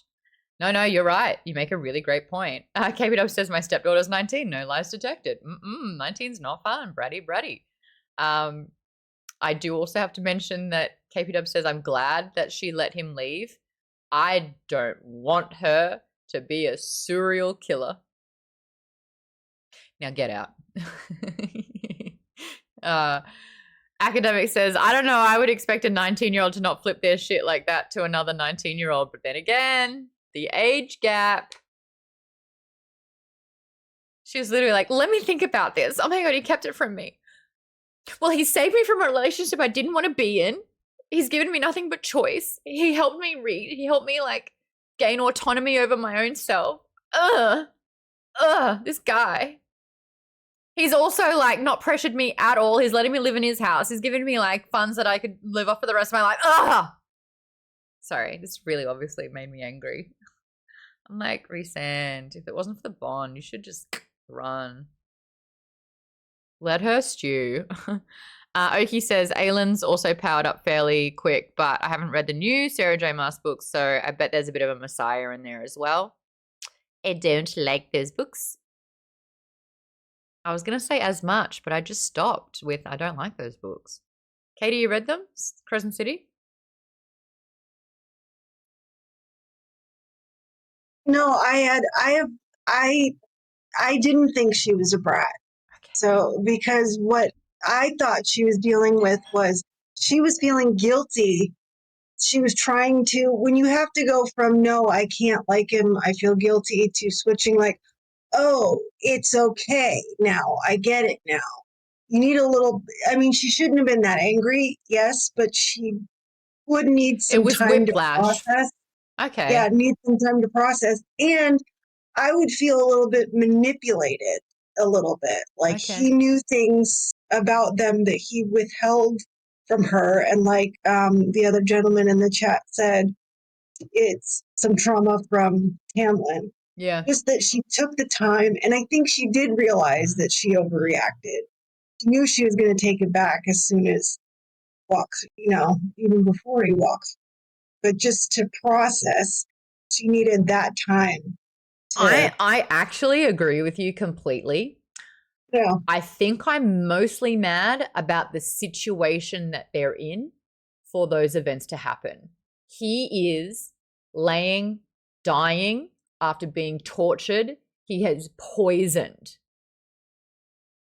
And she just can't put it back for 30 seconds to make sure he's okay and then have that conversation. She abandons him. She stonewalls him. Literally like the throwing of the reed or the plant or flower or whatever, where it's like, in this moment, what is the most important thing? Being someone's mate is irrelevant if they're dead. Like, I think that's what bothered me, where it's just like, if you have completely betraying or life-altering news, the person that you love is dying. Like, I just think you compartmentalize it. If he had been like a little injured, that would be a very different story. I think the severity of his injuries and for her to prioritize her disdain in that moment, that's where I'm like, do you even fucking like him? Like, do you even like him right now? Because the whole mating thing or the mating bond shouldn't even matter if you do like, oh, he's my mate and he's about to die. Oh my God, I've just found out. That's where I think the disconnect happened for me. If I found out someone was my mate and they were dying, I'm like, what have I done? Oh my God.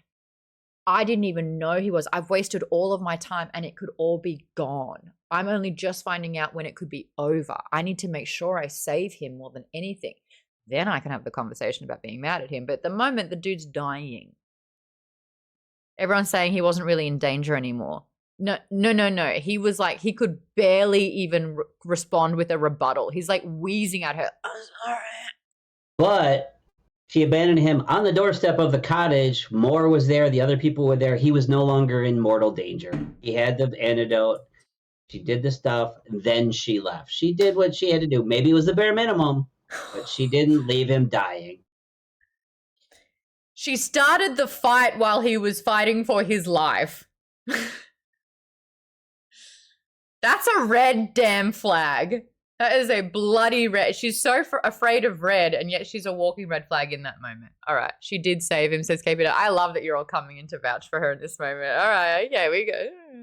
She bled in his mouth for him. Yeah, but she was like, ugh, drink. Not like, oh my God, what if this doesn't work? The serial said it was true, but like, what if the mate thing's not even true? Like, he's literally dying.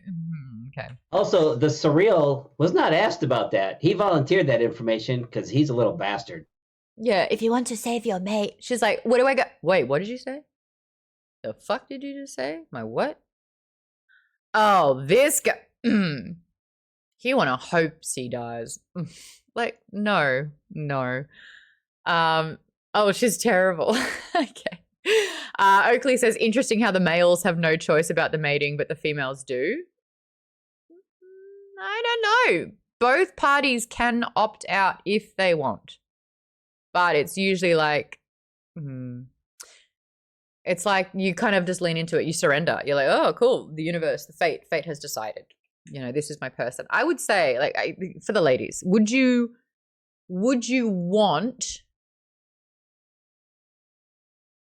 a mating bond to be real? Or are you going to spend your whole life trying to, this is like the whole thing. Do you believe there's more than one soulmate? Are you waiting your entire life? Are you like literally looking at everyone being like, is it you, waiting for something to snap into place? KB Dubs.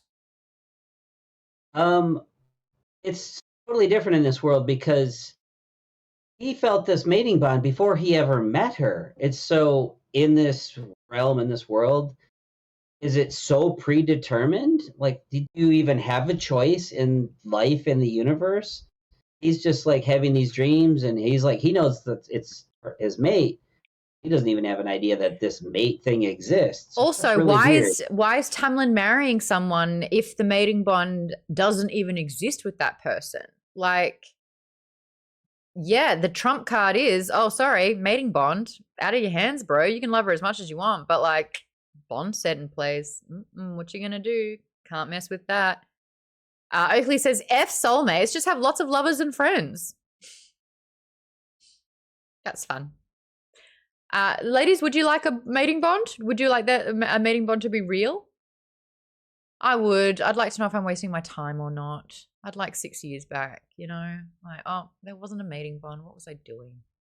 I'd like But some of the mates aren't like good together, even though they have a mating bond. Not bitter, says academic. I'm fine.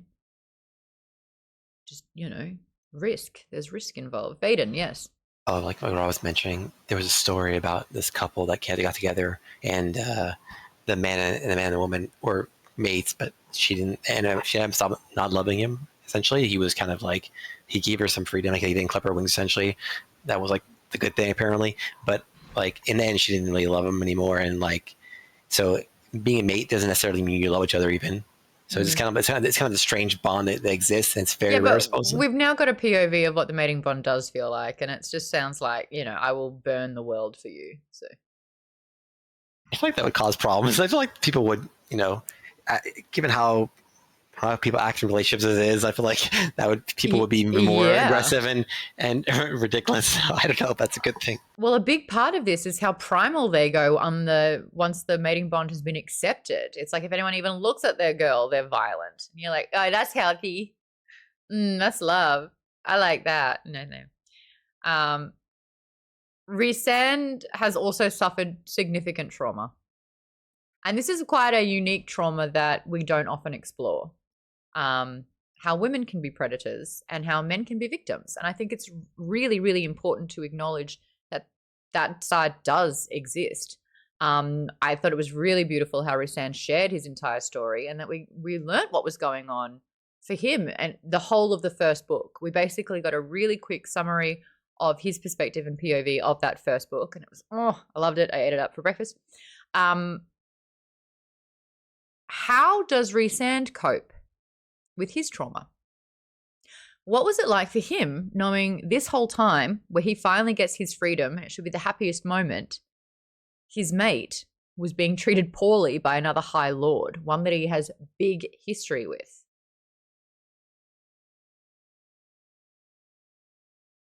How do you think Rhysand copes with his trauma? Didn't slow him down in the bedroom. Let's just. Well, he talks a lot about like being not feeling worthy of his friends or of Feyra and all those sort of things. Like he feels like he despite being the highest, most powerful high lord in all of Prothean's history essentially, and all this other stuff talks about how great he is. He doesn't have a self-esteem. He still has self-confidence issues. He still feels bad with the people he did lose, about the soldiers that during the war that were lost in part because of a mistake, like when he didn't stay back to help them that one time and they got killed. So like he feels all those deaths of people that he feels like he could have saved weigh on him. Yeah, he does. He carries a lot. Shan says he's got his inner circle to confide in. He doesn't tell them everything. They actually don't know the full story. They know that he'd sacrificed a lot to protect them. But even Feyra says, you can talk to me if you want to. And he's like, there's just some things I don't even want to share. So he's burying a lot of things. He carries a lot of those burdens on his broad, muscular shoulders, says KP Dubs. That's probably why they're all so ripped. They are just carrying their burdens all damn day. So anytime you see a fit person, must be the trauma. Yes, Lisa. I mean, he's still kind of protecting them by not telling them what he went through because he doesn't want them to feel guilty about everything that he went through to protect them. Or pity even. Like, yeah, that's a big thing as well. Hold on. Oh, this is what's interesting. The first book, we learnt from the humans' perspective that Fae are evil. And then we got a massive demonstration on how Fae can be really brutal and horrible and awful. But now that Feyra is Fae, we now see how shitty humans can be. Let's talk about the introduction now that Amarantha, the main antagonist, is gone. The new villains that line up in this particular book. The queens suck. And we got a glimmer of hope with the gold queen, and that didn't last very long at all. I do think it's really interesting that as we follow Feyra's point of view, understanding and learning that now humans are dangerous and horrible, and now her sisters have converted into being Fae, she can leave the humans behind. It's the people, the humans, her past, that are now, the food's terrible and ashy, they're boring, they're horrible, they're awful, they're not working with them. So that perspective shift on the Fae are bad to the humans are bad. I thought that was really interesting. But what do we think about the villains? Do you think the King of Highburn is an intimidating, scary, good villain? Who is the real villain? Is Tamlin a better villain here? Is Ianthe the true villain? Is Jurian the villain? Who do you think the biggest threat is at this point?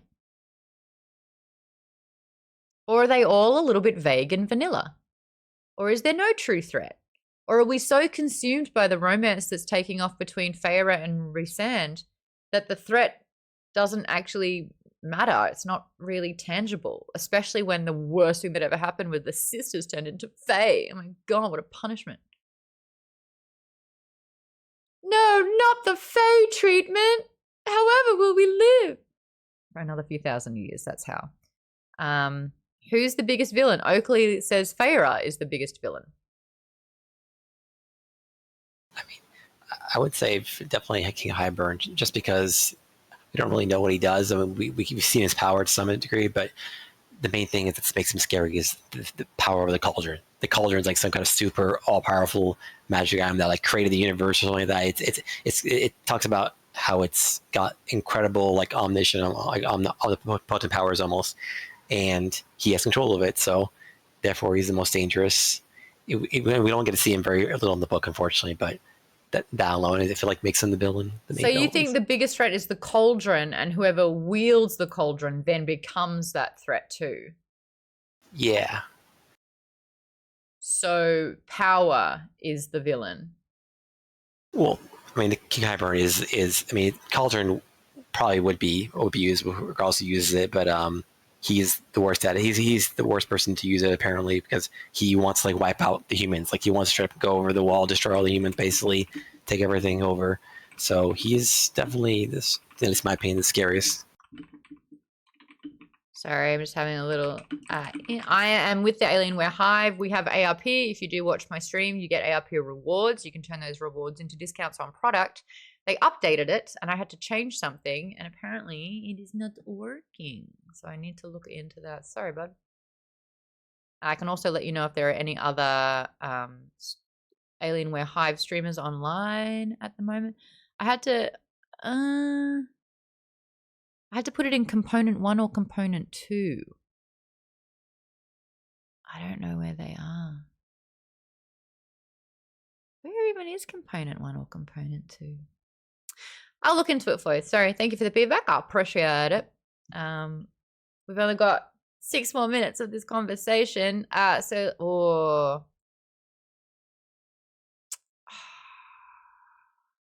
it's not visible on the page. Because I don't know what component 1 or component 2 is, but they wanted that to happen. Oh, is there an ad? It's starting in 7 seconds. Great. Cool. I'll wait. I do have a question, but I need an ad break to start. Is the ad on? Is there an ad on? Is there an ad? Is there an ad? Why is Nesta still a cunty piece of shit? That's my question. God, I hate her. I do not like Nesta. Why is that? Anyone? Anyone? Nesta gonna Nesta. Oh, I don't like her. You want to talk about trauma and just like hurt people, hurting people? I know. Learn a little bit about. She's just. She cares for people in her own special way. No, still an ass. I would rather Elaine with the 3 brain cells than Nesta, who just any chance she gets is just. Nesta's not the best at. She's not. I like Nesta. Oh, you do? How come you like Nesta? I know. Lisa's seen the Nesta light. You either didn't like her. You choosing another baked potato? Shocking. You're so sassy towards me. She's an empty Nesta. Shan loves Nesta. I reckon if you had a Nesta in your actual life, she would have made you cry like 12 times and your friends would be like, why are you still friends with her? Your therapist is like, sweetie, the boundaries. This is just, she's not treating you well. This is not a good person. No, Nesta, says Tay. No one likes Nesta till book 4. I still didn't like her afterwards. Wait, I read the book twice and I found that the second read was a little bit more bearable. I think I can't say this yet.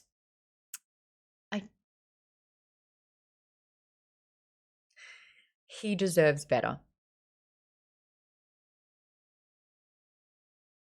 I like him too much. I like him too much for that to be the case. To Snore's point, I think I liked Nesta the best just as a friend. Nesta makes more sense after book 4. Ben says I hate Nesta as well. Boop boop. Yeah, no. Even every time she talks in this book, I'm like, shut your mouth. Like, calm on. Common sense. You are just lighting fuses. Come to your senses. Nesta, exactly. Is Nesta even necessary to keep Elaine alive? Or is Nesta Elaine's Tamlin? Nesta is Tamlin. Oh, I'm starting this. In my TED Talk, I will give you so many correlations between Tamlin and Nesta. You cannot in the same breath say you do not like Tamlin and that you do like Nesta. I will not permit it. That is the biggest contradiction. Lisa and I are just on the page. Kay says I dislike her a little bit more now. She is controlling. She is self-centered. She doesn't apologize after. There's a brutality with her. I'm not saying women need to be gentle. God, I'm a hard-ass bitch half the time. But she told you who she was in book 1. It doesn't mean I have to like her. Redemptions. Do you think Tamlin deserves a redemption or will be getting a redemption? Do you think Nesta will get a redemption or deserves a redemption? I'd rather have a drink with... I can't say that on the internet, but I would. There's a choice between a drink between Tamlin and Nesta. I don't like Nesta. I don't like her. I don't like her. I don't like her. Anyway, did you see the betrayal of Tamlin coming? We're going into twist territory now, KP Dubs. A lot happens at the end of this book. Did you see the betrayal with Tamlin? KP Dubs did. Did you see the fact that the sisters would be turned into Fae? KP Dubs didn't read it. He kind of did. He kind of did. Were the twists twisty or a little predictable? Class?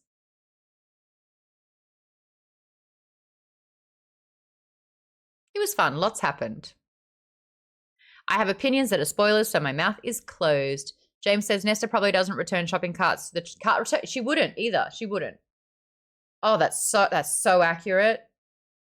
She would, and she'd kind of push it and be like, the car shouldn't have been there. I didn't mean to hit the car. The car was there. It parked there. It chose to park there. I was just minding my business. No, Nesta. Oakley says they were predictable in the most comfortable way. Academic says, oh, this non-canonical take makes me dislike her more. Yes, James. Yes. She probably wouldn't even go to the grocery store, says Tay. That's Feyra's job. All right, Monday Nesta.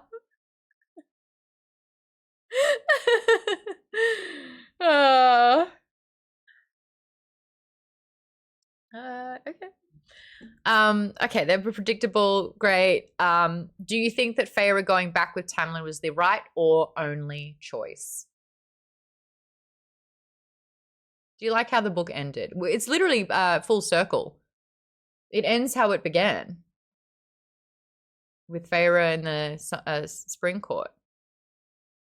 Snore says, geez, I didn't read Nesta like that at all. Did you read the book or listen to it? I wonder if that would have influence. He always reads. He reads. Okay. Yeah, maybe. Lucian being Elaine's mate. How do we feel about that? What's this book about? Well, we've been talking about it for an hour and 57 minutes, and we're wrapping things up. It's a 6 out of 5 good book, especially if you are a gal who likes pretty men. I don't know how else to describe it. Katie? I felt like Elaine being was Lucian. Lucian, thank you. Lucian's mate is what would have happened if Feyra knew that she was Rhysand's mate. That he says immediately she's doesn't my give mate. time to process, doesn't give her space to find out. Great point. And now she's like, okay, I'm shackled to this guy I don't know. I've had this marriage back home and I have no choice. Very So it well said, shows- Katie. Yes. Yeah. It shows what Rhysand avoided at all costs. So you do now Yes. see the tell you as soon as you know and the you need to figure it Yeah. out for yourself. Yes, Rhysand Yeah. was right. Absolutely. But yeah, that was like a real spin. But it definitely sounds like this was all fated, right? It had to have been Feyra because she was then introduced to Rhysand and that's the only way their paths crossed. And then with Feyra being in there, that makes sense for Elaine to then become in there. It's a little... Cheyenne says, I kind of want Lucian to be happy, but I'm just not sure how I feel about him and Elaine in particular. Are they a good match? Does it even fit? We were even saying earlier that Tamlin with his like controlling protectiveness would probably be a better fit for Elaine, who likes to be told what to do, we assume. Snore says, I hated the ending. If anyone in that room bought that performance, ugh. Oh, you broke the bond.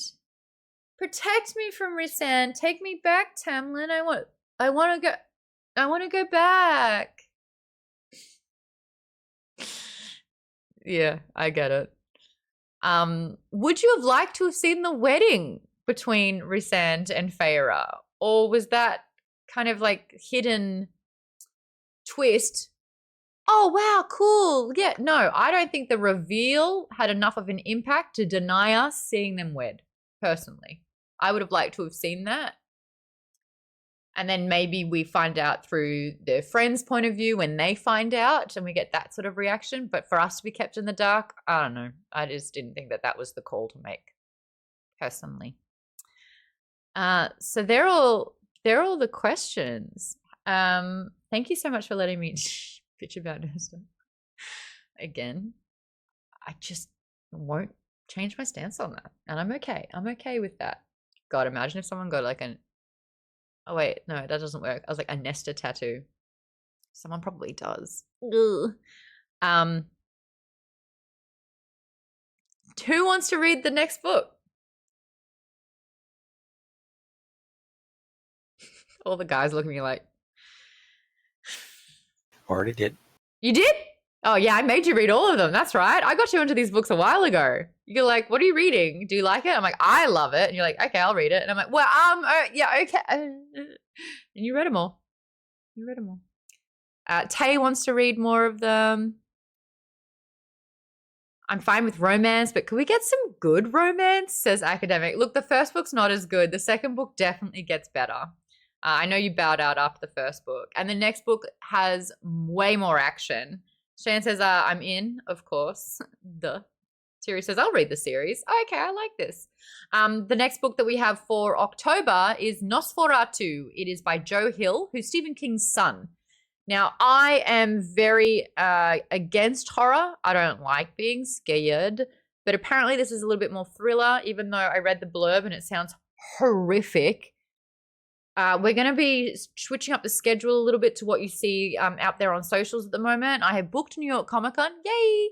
But it means that we might be pushing the first part 1 back a week. So stay tuned. If you're not in Discord, that's probably the best place to join to get the updated schedule as it happens. If you want to be a member, you can unlock the Discord. You get to choose the books as a community.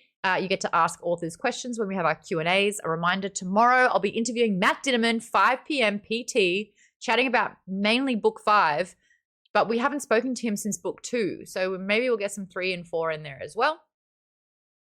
Maybe we'll get some 6 in there as well. Maybe 7. Well, we don't know. He does say he's got a big announcement, so don't miss that one. So I'll see you soon for Nosferatu. November, while you're here, may as well tell you, we're going to be reading the sequel to House in the Cerulean Sea by TJ Klune. We covered that one last year, and it's the second most well-received book we've done as a community because it's just a feel-good, wonderful little book. And there's a sequel, and it came out in September, so we're going to read that as a community, giving people a little bit of catch-up time to read the first book if you haven't. And our bonus book for next month is, it's going to be Last Unicorn. It's a standalone book. It's sitting on my pile, says Cheyenne. I have been hearing about this book, especially from Rachel, who I did Nerdist with. She's a very big fan of this book in particular. It is also a movie. It's by Peter S. Beagle. Thank you so much, Lisa. Somewhere Beyond the Sea is the book, yes, by TJ Klune that we're doing. That's the sequel, the Somewhere Beyond the Sea book. It's going to be a lot of fun. I'm just trying to think if we've got, hopefully we'll have some giveaways coming up. Join the Discord. It's a lot of fun. Iceboxy, thank you so much for the follow. We're wrapping things up. I will raid into another channel, but I will join me tomorrow, 5 p.m. for the 1 hour of power with Matt Dinnerman. It's going to be freaking awesome. He's so cool. Who should we raid into? What are we feeling? There's some Dragon Age Inquisition. There's some Baldur's Gate 3. There's